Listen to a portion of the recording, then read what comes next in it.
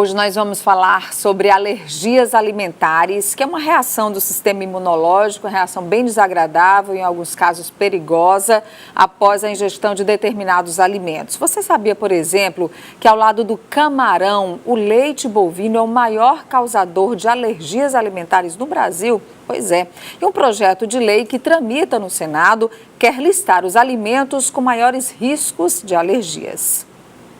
É comum ver nas embalagens a informação contém glúten ou contém lactose. Por enquanto, só essas são obrigatórias.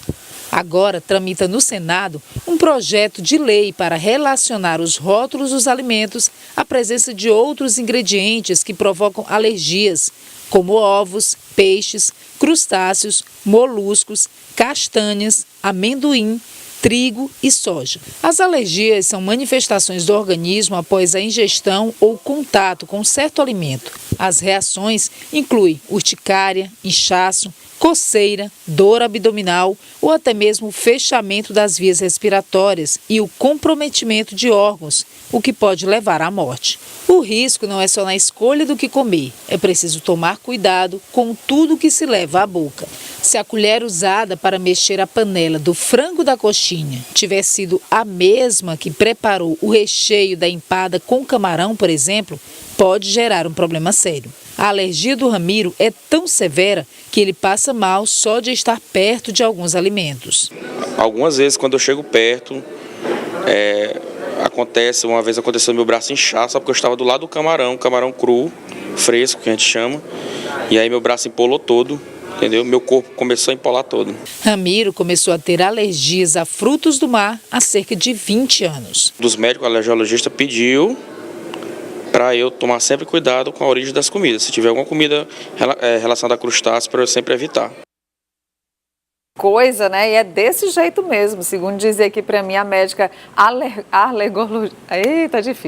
alergologista, doutora Jordana Portela, que está aqui com a gente. Doutora Jordana, bom dia. Bom dia, Nádia. A gente tem aqui, por exemplo, alguns dos alimentos que mais provocam alergias, né? A gente falava aqui do leite, a gente falava do camarão e aqui temos castanhas, amendoim, ovo também, frutas cítricas. A gente veio no personagem da reportagem que no caso do camarão a alergia é muito severa. Exato. E a gente está falando no geral aqui de alergias alimentares e aí em alguns casos apenas a restrição é o que pode ser feito. Mas no geral, doutora, o que fazer para lidar com esse problema?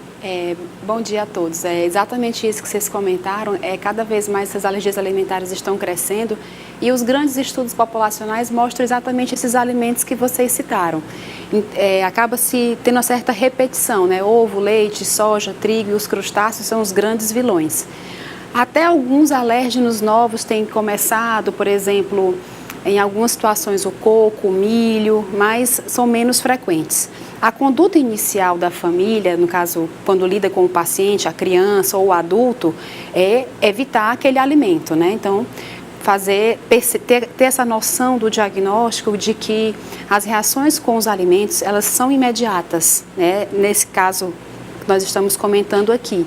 Então, quando eu ingiro o alimento de 1 a 2 horas no máximo, eu devo ter algum sintoma. Que pode ser um sintoma como esse que nós vamos mostrar agora. Deixa a gente ver aqui. Por exemplo, uma urticária, né? Exato. Então, essa reação ela é que a gente chama de IgE mediada, que são as reações que são imediatas, que vão acontecer em no máximo 2 horas após a ingesta. Então, quando o paciente percebe esse tipo de sintoma, ele deve evitar.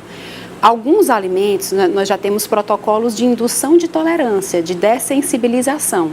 Por exemplo, leite, trigo e ovo já temos, mas outros alimentos como camarão, a conduta hoje ainda é evitar. A gente fala muito sobre a intolerância à lactose, sim, né? Então nós temos aí o leite. É um dos alimentos que mais provocam realmente alergia, doutora? Sem dúvida. O leite é o grande vilão das alergias alimentares na infância, tanto desses quadros imediatos como não imediatos. Mas é muito importante que a gente entenda a diferença entre a alergia à proteína do leite e a intolerância à lactose. A alergia à proteína do leite é uma miríade de possibilidades, temos sintomas imediatos, temos também sintomas intestinais. Agora, a intolerância à lactose é exclusivamente intestinal. É aquele paciente que quando come um certo derivado ou quando aumenta a quantidade, ele acaba tendo aquele desconforto quando ele consome. porque ele não tem as enzimas para digerir o leite. Então, ele vai ter o quê? Gases, dor abdominal, diarreia. E a quantidade de sintomas vai depender também do que ele consumiu e da quantidade. Doutora, em alguns alimentos, a situação pode ficar tão grave para o paciente que pode dar edema de glote, que é quando compromete as vias respiratórias. E aí pode, inclusive, afetar seriamente a vida do paciente. Exatamente. Né? Essa questão do edema de glote acontece naqueles quadros imediatos e com aqueles alimentos que vocês mostraram no começo, né? Então, agora é importante que o paciente entenda o que é a reação anafilática.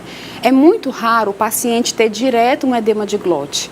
O mais comum é o quadro ir se instalando junto com as outras coisas. Então, por exemplo, eu como um camarão, aí passa meia hora, aí eu começo a coçar a pele. Aí passa mais 5 minutos, meu olho incha. Aí depois eu vomito. Então, assim, você vai vendo que tem uma sequência, uma cadeia de eventos. E aí eu acabo essa cadeia no edema de glote. Entendi. Então, muito raramente eu parto direto para o edema de glote. Isso faz... E essa instalação... Não é tão rápido assim. É o contrário. Essa instalação é rápida. A gente vê que uma reação anafilática grave, ela geralmente se instala em até 30 minutos. Nossa, muito rápido. Exato. Mas isso é importante para quê? Para quando a gente for ver o diagnóstico posteriormente, a gente entender que essa reação tem que ser rápida. Porque às vezes o paciente acaba ficando com medo. Mas aí nesse caso, se a pessoa já manifestou algum tipo de reação alérgica, sabe que tem algum problema, ou ao contrário, nunca teve nenhuma alergia, de repente come algum alimento que pode ter um edema de glote, Sim. O que em casa ela pode fazer mais rápido para evitar um problema maior? Ou tem que correr para o hospital imediatamente? Tem que ir para o hospital, porque assim, quando o paciente já foi em consulta, normalmente o médico especialista já orientou. Então, quando o paciente vai, a gente avalia a gravidade da situação e eu posso até prescrever uma adrenalina auto-injetável para o paciente.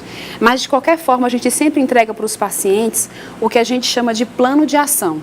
O plano de ação é exatamente para orientar o paciente o que ele vai fazer. Por exemplo, eu comi um alimento que me dá alergia, mas eu tive só uma placa de urticária na pele. Então, eu posso só tomar um antihistamínico, que é o antialérgico, e esperar. Mas se a reação não passa e começa a agravar com outros fatores, aí eu já tenho que buscar assistência no hospital. No geral, ter um antihistamínico em casa é uma boa garantia?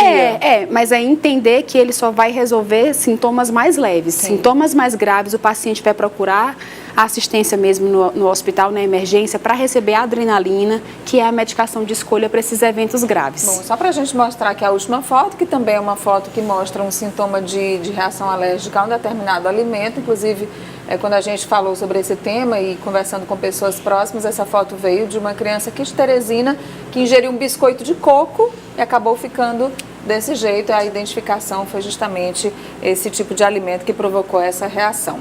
Bom, eu queria agradecer a doutora Jordana Portela, que é médica alergologista, está aqui com a gente, conversou muito sobre esse assunto, tirou aqui as nossas dúvidas e você pode rever a entrevista da doutora Jordana daqui a pouco no CV Play.